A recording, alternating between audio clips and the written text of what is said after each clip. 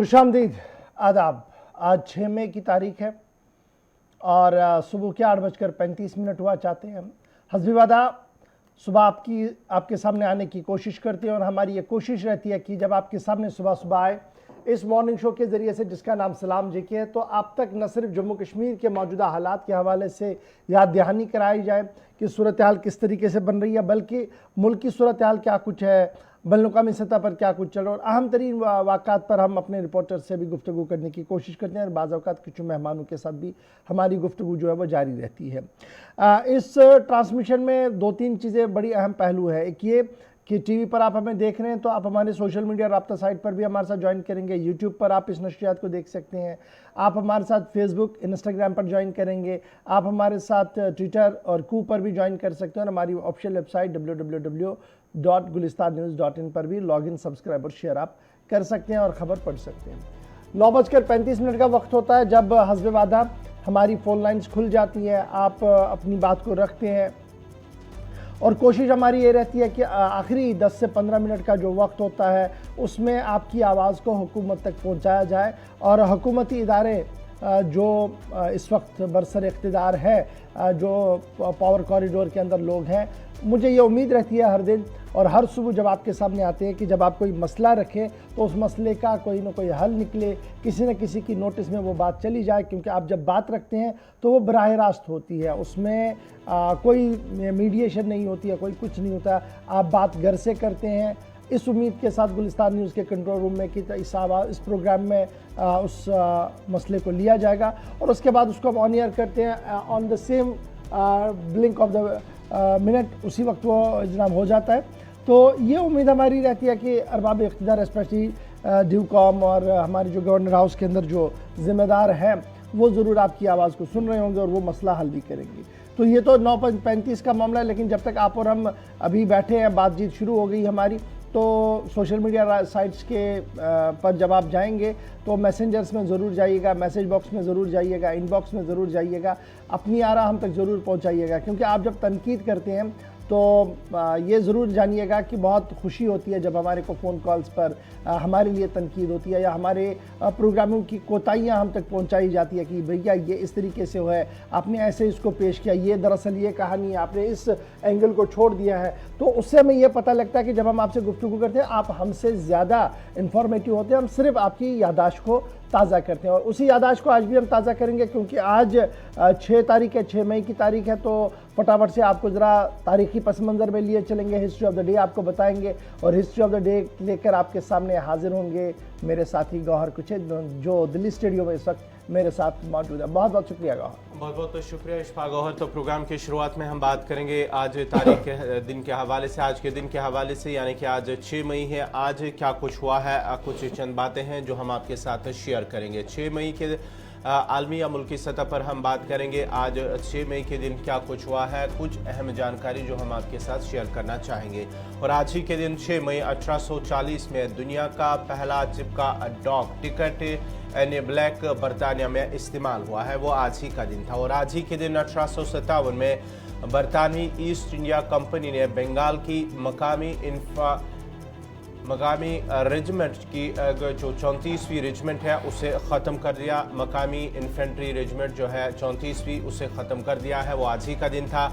और आज ही के दिन 1910 में जॉर्ज पंचम अपने वालिद एडवर्ड की मौत के बाद बरतानिया का शहंशाह बना है। और आज ही के दिन 1944 में, यानी कि 6 मई 1944 में गांधी को पुणे के आगा खान महल से रिहा किया गया है।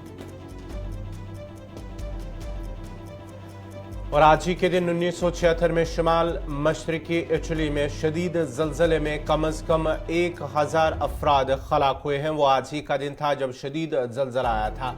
और आज ही के दिन यानी कि 6 मई 1997 में फ्रांस के क्रिस्टियन की जानिब से वो पहली खातून बनी है जिन्होंने जो है खुला में अपना पहला कदम रखा है, वो पहली खातून थी। तो नाजरीन, ये थी कुछ चंद अहम मालूमात जो हमने आपके साथ शेयर की हैं। और अब बाज़ाब्ता तौर पर हम खबरों की शुरुआत करेंगे और खबरों की शुरुआत करेंगे इशफाक गौहर। चलिए जनाब, आप ज़रा आज की जब हम खबरों की शुरुआत करते हैं तो सबसे पहले आज बात करते हैं महकमा सयाहत की। और जम्मू कश्मीर के अंदर सयाहती शोबा किस तरीके से काम कर रहा है, कितनी उम्मीदें अभी भी लोगों को है और दुनिया भर के अंदर किस तरीके से जम्मू कश्मीर को इस वक्त भी देखा जा रहा है।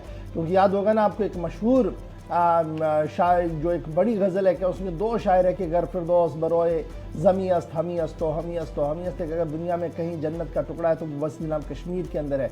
तो उस कश्मीर के अंदर देखने को, इस जन्नत नुमा वादी को देखने के लिए दुनिया भर के सयाह भी आते हैं। और इस वक्त की जो अहम और बड़ी खबर आपसे हम शेयर करना चाह रहे हैं वो ये है कि जम्मू कश्मीर मुल्क भर में सबसे बड़े सयाहती मकाम के तौर पर उभर रहा है।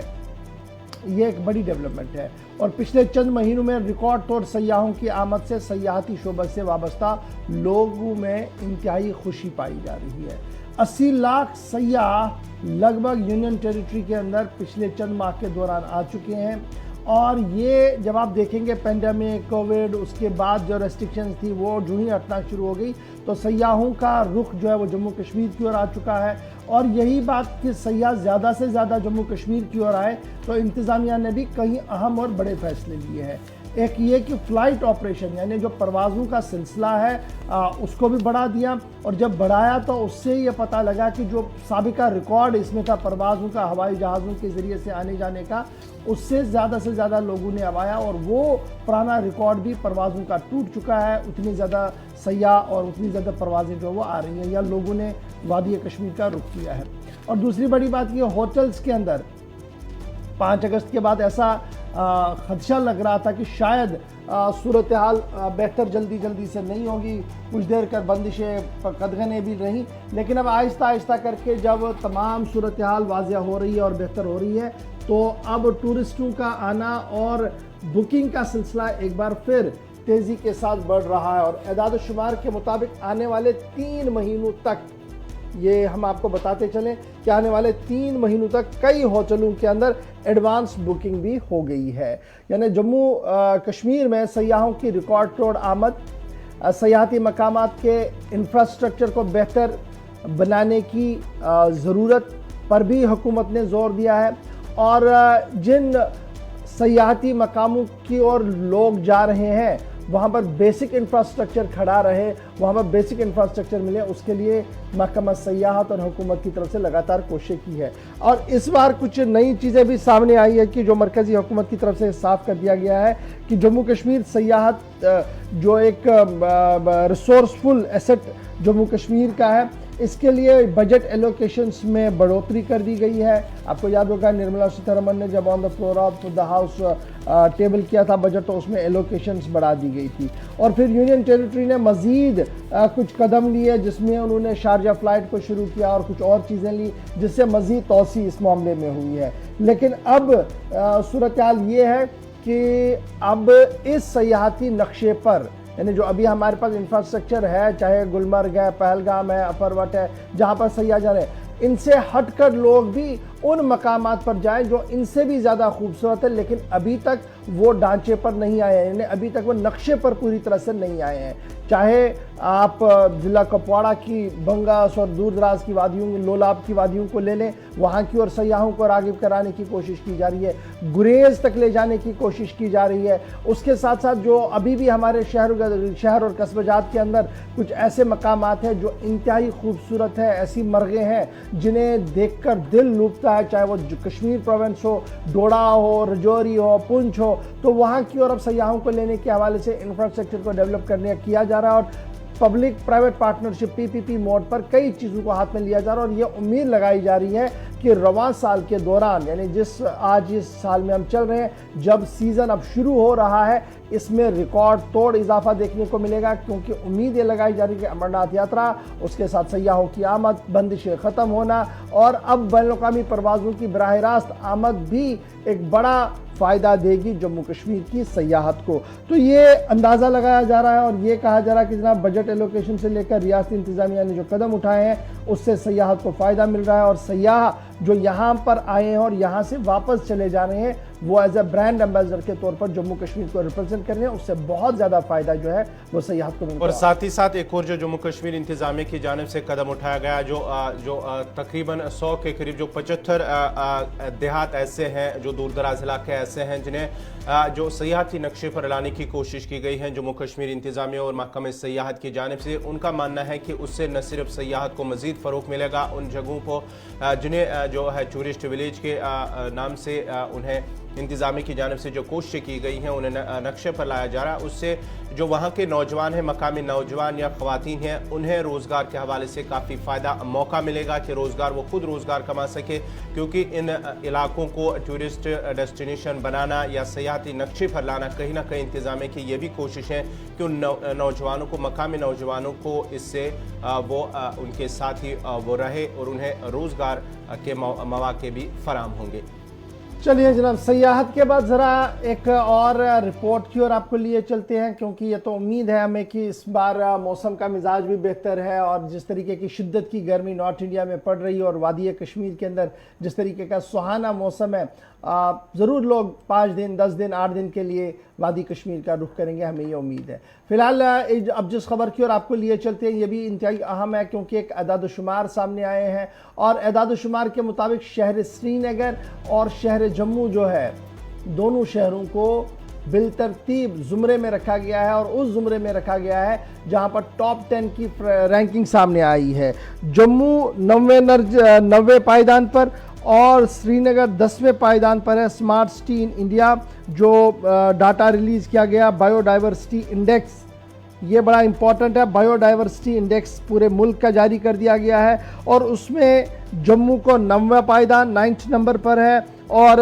वादी कश्मीर का श्रीनगर इलाका जो स्मार्ट सिटी के अंदर रखा गया है वो 10th पायदान पर है, 10वें पायदान पर है। और अब ये साफ कर दिया गया है कि ये जब ये सामने आया है जी, इसका मतलब ये है जब ये हमने बायोडाइवर्सिटी इंडेक्स को चॉकआउट किया है तो अब जो इदारे हैं, बल्दियाती इदारे हैं, उनके ऊपर और ज़्यादा जिम्मेदारी पड़ती है ताकि वो उन हयातियाती और माहौलियाती तहफ़्फ़ुज़ को यकीनी बनाए जो हमारे पास बेशकीमत सरमाया है, चाहे वो वेटलैंड्स है और दीगर चीज़ें हैं। जम्मू अगर 90 पर है तो श्रीनगर 10वें नंबर पर आया और ये कहा जा रहा है कि ये पहली बार जो बायोडाइवर्सिटी इंडेक्स मुल्क के अंदर सामने रखा गया है और इससे बायोडाइवर्सिटी, अर्बन बायोडाइवर्सिटी और प्लानिंग में काफ़ी मदद मिलेगी कि अब हमने प्लानिंग अगर करनी है शहर की तो वो कैसी होनी चाहिए।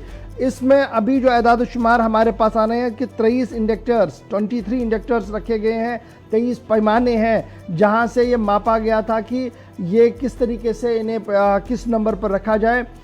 3 जो पैमाने हैं बड़े इंपॉर्टेंट हैं, native biodiversity, ecosystem service provider और बायोडाइवर्सिटी और गवर्नमेंट एंड मैनेजमेंट और बायोडाइवर्सिटी। तो ये सारी चीज़ें जो है वो ध्यान में रखी गई, जिसके साथ जम्मू ने 42 नंबर लिए हैं, 42 नंबर उनको मिले हैं और वादी श्रीनगर सिटी को आउट ऑफ 72 उसको 45 नंबर मिले हैं। तो इस तरीके से जी ये 2 रैंकिंग्स हमारे सामने हैं। बाकी जो शहर जिन्हें इस इंडेक्स में जगह मिली है वो कोची है जिसे बेहतर शहर माना गया है, हैदराबाद है, सिलीगुड़ी है, गंगोत्र है, राजकोट है, कोलकाता है और भी कुछ और 2-3 शहरों के नाम जो है वो इसके अंदर बनाए गए हैं।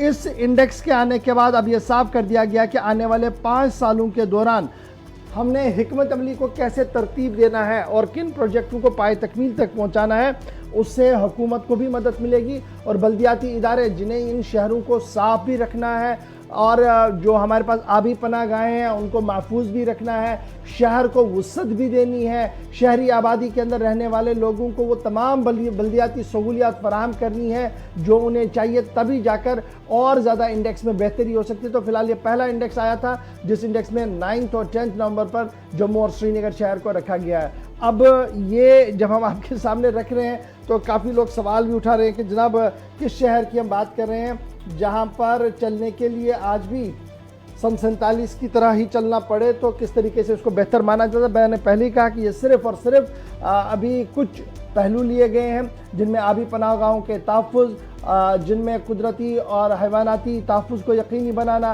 तीसरा ये कि जो हमारे इको बैलेंस है उसको कैसे सिस्टम के तहत रखा जाए, ये सारी चीज़ें रखी गई हैं, जिनमें काफ़ी कुछ काम श्रीनगर शहर में हुआ है, काफ़ी कुछ काम जम्मू शहर में हुआ है, और यही वजह है कि 9वें और 10वें पायदान पर इन दोनों शहरों को देखने को मिल रहा है। तो ये एक तरफ से अच्छी बात भी है, और दूसरी तरफ से अब और ज़्यादा जिम्मेदारी इन बल्दियाती इदारों पर पड़ रही है। तो ये तो थी ना 2 बैक टू बैक खबरें। अब जरा आते हैं सियासी खबर की ओर, क्योंकि सियासी खबर का असर कल रात से ही आप गुलिस्तान न्यूज़ पर देख रहे हैं, और जिन लोगों ने कल थोड़ा मिस किया उनके लिए जरा आज के लिए हम ये बताते चले कि रिएक्शन के साथ इस खबर को बताते हैं कि हदबंदी कमीशन की रिपोर्ट कल जारी कर दी गई है। न सिर्फ रिपोर्ट जारी कर दी गई है, बल्कि सरकार ने नोटिफिकेशन भी जारी कर दी है, और इसी नोटिफिकेशन के मुताबिक अब जो है जम्मू और श्रीनगर के लिए बाज़ाब्ता तौर पर ऐलान कर दिया गया है कि कितनी कितनी सीटें होंगी, 47 सीटें कहाँ पर होंगी और 43 कहाँ पर होंगी, उसका भी ऐलान कर दिया गया है। लेकिन पहली बार जम्मू कश्मीर के अंदर ये देखने को मिला है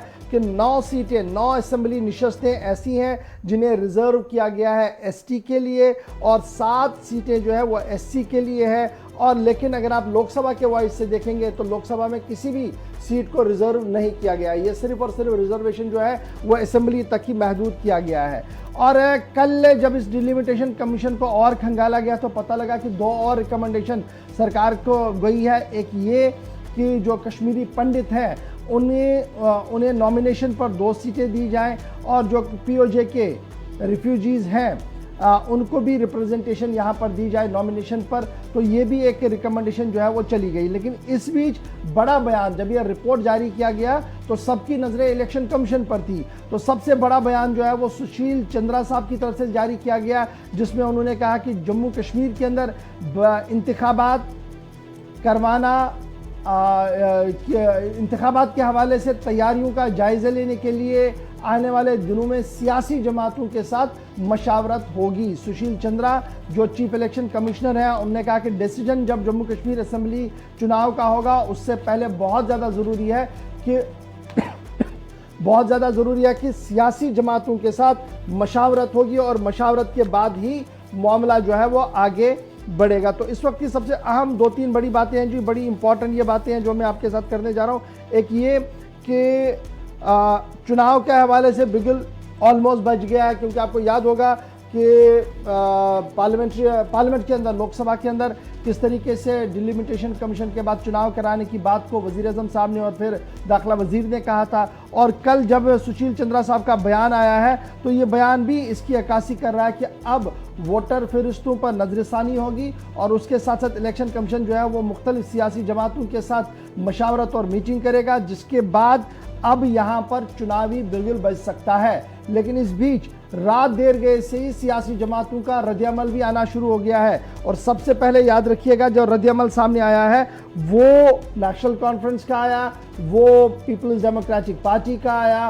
वो कांग्रेस का आया है, वो सीपीआईएम का आया है, जिन्होंने आउटराइटली इस पूरे कमीशन की कारकर्दगी पर सवालिया निशान लगाते हुए कहा कि कमीशन की कारकर्दगी पर वो खुश नहीं है, और लोगों के जज्बात, एहसासात और बुनियादी मौक़िफ़ को नज़रअंदाज करते हुए कमीशन ने रिपोर्ट अपनी तहरीर कर दी है। लेकिन इसके जवाब में बीजेपी की आप बात करें, कश्मीरी पंडित्स की बात करें, गुजर्स की बात करें, तो उन्होंने इस पूरे कमीशन की रिपोर्ट को खुशाइन करार दिया है, वेलकम करार दिया गया है, और कहा है कि बहुत सारे वक्फे के बाद, तकरीबन 3 दहाइयों के बाद एक बार फिर इस तबके को अब नुमाइंदगी करने का मौका मिलेगा और वो अपने इलाके के अंदर चले जाएंगे। कल बाज़ाब्ता तौर पर लॉ पार्लियामेंट्री अफेयर्स मिनिस्ट्री को हदबंदी कमीशन की सरबराह रंजना प्रकाश देसाई की तरफ से रिपोर्ट सौंप दी गई है, जिसके साथ ही रात देर गए ही रिपोर्ट को लेकर नोटिफिकेशन भी और ऑर्डर भी जारी कर दिया गया। अब याद रखिएगा सीट्स जो रिजर्व होंगी एसटी के लिए,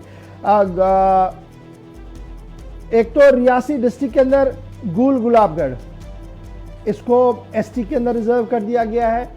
रजौरी के अंदर बुद्धल और थन्ना मंडी सीट रजौरी डिस्ट्रिक्ट के अंदर होगी जी। सरनकोट और मेंढर पुंछ डिस्ट्रिक्ट के अंदर एसटी सीट होगी, ये सारे जम्मू रीजन के अंदर होगी। फिर जब आप गुरेज की ओर आएंगे तो गुरेज, बांडीपोरा डिस्ट्रिक्ट का इलाका है, इसको एसटी करार दिया गया है। गांदरबल के अंदर कंगन को एसटी का दर्जा दे दिया गया है, तो यहाँ पर भी जो है वो एसटी इसको कर दिया गया है। कोकरनाग के अंदर अनंतनाग जो कोकरनाग का इलाका है वहाँ उसको भी एसटी के जुमरे में ला दिया गया। तो ये जम्मू के अंदर जो सीटें वो मैंने आपको बता दी, और कश्मीर के अंदर जो इन सीटों को एसटी बना दिया गया है। अब जो एससी है, रिजर्व कॉन्स्टिट्यूंसियां है, एक तो है रामनगर जो उधमपुर डिस्ट्रिक्ट के अंदर है, कठुआ प्रॉपर जो कठुआ डिस्ट्रिक्ट के अंदर है, रामगढ़ जो सांबा के अंदर है, बिश्ना जो सुचीतगढ़ के अंदर, बिश्ना और सुचीतगढ़, मड और अखनूर ये जम्मू डिस्ट्रिक्ट के अंदर है। तो इस तरीके से जो सीट एलोकेशंस हुई है वो हमने आपके सामने रख दी। एसटी कौन सी है, एससी कौन सी है, लेकिन रद्द-ए-अमल जो है वो काफ़ी खतरनाक दिया गया है जी। महबूबा मुफ्ती की तरफ से इससे ये कहा गया है कि ये डिसएम्पावर करने की बात है जी। ये अवाम, ये दरअसल लोगों को डिसएम्पावर किया गया है और जोग्राफियाई तनासुब को और फिर जो इलाकाई तनासुब है उसको ध्यान में रखते हुए न रखते हुए कमीशन ने सीधे से डिक्टेशन लिया है जी। बीजेपी का ये बराह रास्त इल्ज़ाम कमीशन पर लगा है। रंजना प्रकाश देसाई जिन्होंने कल अपनी रिपोर्ट मरकज को सौंप दी है, अब इल्ज़ामात के कटोरे में भी है और कई संगीन इल्ज़ाम चाहे नेशनल कॉन्फ्रेंस की तरफ से हो, पीपल्स डेमोक्रेटिक पार्टी की तरफ से हो, कांग्रेस की तरफ से हो, लगाए गए हैं। इधर माना जा रहा है कि सजाद गनी लोन भी इस पूरे मिशन के काम से नाखुश है और साथ साथ जम्मू कश्मीर अपनी पार्टी के भी कई लीडरों का स्ट्रॉन्ग रिएक्शन सामने आया है जिसमें कहा गया है कि लोगों की एस्पिरेशंस को नज़रअंदाज किया गया है। इसके मुकाबले में जम्मू में कदरे कहीं पर खुशी और कहीं पर गम भी है, क्योंकि कई कद्दावर चेहरे जो आज तक बड़े बड़ी असेंबली कॉन्स्टिट्यूंसीज की रिप्रेजेंटेशन कर रहे थे, एससी एसटी के कैटेगरी में जाने के बाद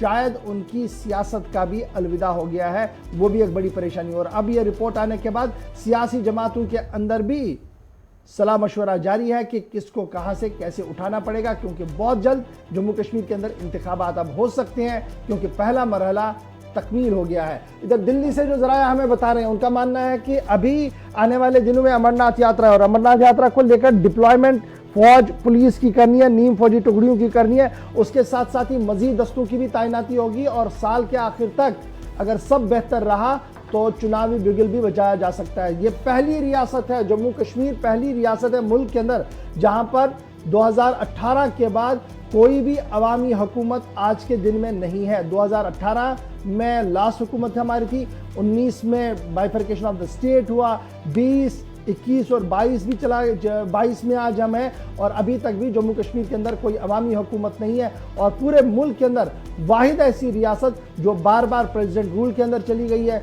जो बार बार गवर्नर रूल में चली गई है और जहां पर अवामी हुकूमतों को बर्खास्त किया गया है या जहां पर अवामी हुकूमतें गिरी हैं। तो सबसे ज़्यादा आपको खेल इसी छोटे से शहर के अंदर और छोटी सी रियासत के अंदर दिखेगा। लेकिन फिलहाल अब सबकी नज़रें इलेक्शन कमीशन पर है कि कब वो दूसरा पड़ाव अपना शुरू करेगा जहां पर वो सियासी जमातों के साथ सलाह मशवरा शुरू करेगा।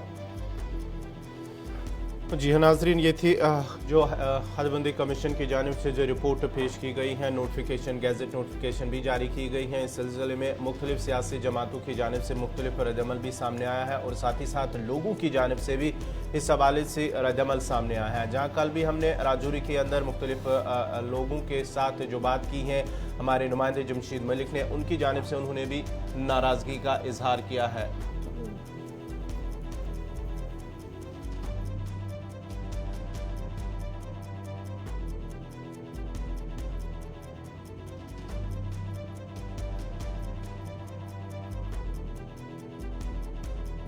भारतीय जनता पार्टी ने इस रिपोर्ट का खैर मकदम किया और साथ ही साथ इस पैनल का भी शुक्रिया अदा किया है। वहीं पर नेशनल कॉन्फ्रेंस ने इस रिपोर्ट को मुस्तरद करते हुए कहा कि अब आने वाले असम्बली इंतखाबात जब भी जम्मू कश्मीर में होंगे, अब भारतीय जनता पार्टियां, इसके जो दूसरी जमातें इसके साथ जो है उन्हें करारा जवाब मिलेगा अवाम की जानिब से। ये नेशनल कॉन्फ्रेंस की जानिब से कहा गया है। लेकिन खुद जो पीर पंचाल हैं वहाँ के लोगों के साथ बात की था, उनका क्या कुछ कहना है, पहले वो सुनते हैं। दरवाज़ा खुला है, बड़ी दुख की बात है ये कि हम महसूस कर रहे थे कि गवर्नमेंट ऑफ इंडिया और भारत सरकार ये चाहती थी कि भाई 370 और 35 को जब उन्होंने तोड़ा था तो वो महसूस करवा रहे थे कि जम्मू कश्मीर जो यूनिट टेरिटरी है इसमें एक नया निज़ाम होगा, नई दुनिया होगी, लोग खुशहाल होंगे। अब ये जो कज़िया डिलिमिटेशन का था इस पर भी उन्होंने चर्चा भी की, बातें भी हुई, लोगों ने अपनी असाइनमेंट भी दी। लेकिन बदनसीबी की बात यह है कि ये जो एडजस्टमेंट की ये इलाके की वो नहीं ना मुनासिब है मेरी समझ में। और मैं ये महसूस करता हूँ कि हमारे यहाँ ये बहुत ही पिछले 70 साल जो शख्स कलाई का हमारे साथ था, वो कलाई का वहाँ ही रह गया। आज हमें 78 भी दे दिया साथ। और पार्लियामेंट्री सीट का जहाँ तक मसला है, वो सीट हमारी रजौरी और पुंछ को वहाँ अनंतनाग के साथ जोड़ दिया गया, जहाँ ना हमारा सिर है, ना पैर है, ना इधर का ना उधर का। 6 महीने वो हमसे नहीं मिलेंगे, हम 6 महीने उनसे नहीं मिलेंगे। ये पता नहीं कोई उल्टी गंगा बही है मेरी समझ में। मैं फिर एक बार इलेक्शन कमीशन से कहता हूँ कि इस पर गौर किया जाए और लोगों को ना खराब किया जाए। जम्मू पुंछ अगर पार्लियामेंट्री सीट आपको नहीं रखनी है तो रजौरी पुंछ को अलग से पार्लियामेंट्री यानी कॉन्स्टिट्यूंसी जो है ये बना के ये साबित करें कि जम्मू कश्मीर में रजौरी पुंछ के लोग निहायत ही शरीफ हैं और मुल्क पसंद लोग हैं और मुल्क के साथ रहना चाहते हैं और मुल्क में खुशहाल हैं। इस खुशहाली का नजायज फायदा ना उठाया जाए। इनको रजौरी पुंछ की एक पार्लियामेंट्री सीट दे के इनको हमेशा के लिए खुश किया जाए। मैं आपकी चैनल की वसादत से ये कहूँगा सियासी बड़े जुमा से कि आपको भी बाहर आना चाहिए, आपको भी बात करनी चाहिए।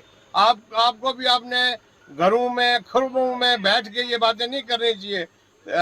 आपको बाहर निकलना चाहिए और लोगों को ये बताना चाहिए कि हमारे साथ क्या ज्यादती हुई है। पहले हमारे पास राजपुरा हमारे साथ था, अब मंडी पुंछ के साथ लगा दिया। ना इधर के रहे ना उधर के रहे। हमारी जो कॉन्स्टिट्यूंसी है जो सुनकोट की कलाई से 2 वर्ष पीर की गली तक ये मुकम्मल रहनी चाहिए। और हम शुक्रिया भी अदा करेंगे अगर ये कॉन्स्टिट्यूंसी हमारी बराबर रहेगी। अगर इसको छेड़छाड़ करेंगे तो हम समझेंगे कि हमारे साथ ज्यादती हो रही है। मैं आपके चैनल की वसादत से और मुबारकबाद देता हूँ आपके चैनल के बड़े लोगों को कि आप दुखती रग पे आपकी उंगली रखती है। तो डिलिमिटेशन कमीशन ने जिस तरीके से जो एक्साइज की थी पूरे जम्मू कश्मीर में पिछले दिनों, गुज़श्ता दिनों जिन्होंने पहली रिपोर्ट की थी और पब्लिक डोमेन में जब आई तो पूरे जम्मू कश्मीर में जो है वो प्रोटेस्ट हुए, लोगों की जो है वो आवाज़ निकली। उसके बाद उन्होंने जो फाइनल अब रिपोर्ट जो हमारे सामने आई है, जो हमें अभी हमने पढ़ी है, उसमें कहीं कुछ जगह तो उन्होंने गलतियों की करेक्शन की है। जैसे हमारे यहाँ पुंछ डिस्ट्रिक्ट में बहुत जो है वो ख़राब हालत कर दी थी, कॉन्स्टिट्यूंसीज को उल्टे पुल्टे तरीके से जोड़ा था और बहुत रिजेंटमेंट थी लोगों में। उसको उन्होंने किसी हद तक ठीक किया है, काफ़ी हद तक लोग सेटिस्फाइड हैं। लेकिन ऐसी भी जगह है जम्मू कश्मीर में बाकी जहाँ वैसे के वैसे रखा है और ये सीधा सीधा पॉलिटिकली मोटिवेटेड जो है वो पूरे जम्मू कश्मीर ने देखा कि डिलिमिटेशन कमीशन जो है ये सीधा बीजेपी के इशारे पे काम हुआ था। तो अभी भी वो कमियां उसमें पूरी जम्मू कश्मीर में अलग अलग जगह हैं। तो मैं सोचता हूँ कि ये पॉलिटिकल ये डिलिमिटेशन कमीशन नहीं बल्कि पॉलिटिकल बीजेपी कमीशन था, क्योंकि उसमें बहुत खराबियां जो है वो जगह जगह हुई। कि पहली बात तो ये रजौरी पुंछ का नेचुरल वे में उसके साथ नहीं बनता था। रजौरी को अलग सीट निकलनी चाहिए थी, कुछ इलाका जम्मू, क्योंकि जम्मू रीजन में है और हमेशा जम्मू के साथ लोकसभा रही है। लेकिन अगर लगाया भी है, अनंतनाग के साथ लगाया है, तो बीच में शोपियां जो है वो बिल्कुल जो नज़दीक वाली कॉन्स्टिट्यूंसी है वो जम्मू में कर दी, अनंतनाग उससे आगे है वो इसके साथ लगा दिया। वो भी जो है वो नेचुरल वे में नहीं किया है। दूसरी बात, एक तरफ आप कह रहे हैं कि लोकसभा आपने अनंतनाग के साथ जोड़ दिया, दूसरा आपने जो है हमारी अभी मुगल रोड जो है उसकी कनेक्टिविटी नहीं है। जब फेयर वेदर जब हो गया, जब रोड साफ ही होगी, तब भी आप जाने नहीं दे रहे थे इतनी मुश्किल से। तो हमने चिल्ला के प्रोटेस्ट करके जो है वो रोड खुलवाई है, मुगल रोड। अब आप एक तरफ हमें रास्ता भी बंद करना चाहते हैं, आप रोडना भी नहीं चाहते। फिर पार्लियामेंट्री कॉन्स्टिट्यूंसी तो इनकी मुझे जो है इनकी जो समझ है, सोच है, उस पर बड़ा सवालिया निशान है। मैं तो यही कहूँगा कि डिलिमिटेशन कमीशन को पूरे जम्मू कश्मीर में जगह जगह जाना चाहिए था। हर जिला में, हर तहसील में वहाँ के जो इलेक्टेड PRIs हैं, जो इलेक्टेड रिप्रेजेंटेटिव्स हैं, उसके अलावा जो सारी पॉलिटिकल पार्टीज़ के लोग हैं, बल्कि वो जो समाजी लोग हैं, उनसे बैठ के बात करके उसके बाद जो है वो डिलिमिटेशन कमीशन की रिपोर्ट तैयार करनी चाहिए थी। डिलिमिटेशन कमीशन की जो रिपोर्ट तैयार हुई है वो जम्मू और श्रीनगर के बंद कमरों में हुई है और सीधा सीधा जो है जिस तरीके से एक वीडियो भी बीच में बीजेपी के किसी नेता की जारी हुई, उनमें साफ जाहिर हुआ कि बीजेपी के इशारे पे जो डिलिमिटेशन कमीशन ने जो कमीशन तैयार की। सबसे पहले आपके चैनल का धन्यवाद करता हूँ कि हिंदुस्तान के जितने चैनल्स भी हैं कोई भी किसी की बात सुन के राजी नहीं, करके राजी नहीं, वक्त की बात करता है और आप फिर भी हर बात को पब्लिक से लेकर आगे करते हो। धन्यवाद आपका, आपके चैनल का। बात रही डिलिमिटेशन की, सबसे पहले मैं वक्ती हुकूमत को अर्ज़ करूँगा कि ये बंद कमरे में बैठ के फैसले किए गए हैं। कोई किसी ने सर्वे नहीं किया, किसी को तहसील नहीं देखी, किसी ने डिस्ट्रिक्ट नहीं देखी, किसी ने नाप पॉपुलेशन नहीं देखी, किसी ने इलाका नहीं देखा। तो जिसकी लाठी उसकी भैंस कहा जाता है कि किसी ज़माने में महाराजा तुगलक हुए थे, वो अपने मन मर्जी के फैसले करके लोगों को फंसाते थे। वही तुगलकी राज आज साबित हो गया है। बाकी रही बात कि जो आपने भैंस के सींग गिदड़ के सींग हाथी को लगा दिए हैं, इसका कोई सिस्टम ही समझ नहीं आ रहा। सुरनकोट को श्रीनगर से जोड़ने का क्या सिस्टम है, क्या अनंतनाग और सुरनकोट का कौन सा रास्ता मिलता है? बाई एयर भी जाएंगे तो रास्ते में जम्मू से होकर जाना पड़ेगा, कोई दूसरा रास्ता नहीं है। धन है वो कमीशन जिन्होंने इतना बड़ा फैसला किया है। हम इसको रिजेक्ट करते हैं, इसको नहीं मानते हैं। अगर हम पर ठोसा जाएगा तो वक्ती गवर्नमेंट अपनी जिम्मेवार होगी। तो मैं इससे बाइकाट करता हूँ। चलिए जी, आवाम की राय आपके सामने है जी। मुख्तलिफ तरह से कहा जा रहा है कि जो पार्लियामेंट्री कॉन्स्टिट्यूंसियाँ जोड़ी गई, ये कैसे जोड़ी गई हैं, और अभी भी कुछ इलाकों को ऊपर नीचे किया गया, उस पर भी काफ़ी सवाल कश्मीर के अंदर भी है, जम्मू के अंदर। फिलहाल वक्त हो गया जी छोटे से ब्रेक के, उस पर आएंगे तो आपको ज़रा माइनिंग की खबर बताएंगे कि department of geology and mining पर सवाल क्यों उठ रहे हैं, उस पर गुफ्तगू करेंगे। फिर आपको ये भी बताएंगे कि जम्मू म्यूनसिपल कॉरपोरेशन को कल क्या तोहफे में मिला है एडमिनिस्ट्रेटिव काउंसिल की तरफ से, उस पर भी गुफ्तगू करेंगे। और आगे बढ़ेंगे तो फिर स्कूलों की बात भी बताएंगे, जहां पर इंतजामिया ने एक बड़ा फैसला लिया है। क्या कुछ फैसला होगा बताएंगे छोटे से ब्रेक के बाद।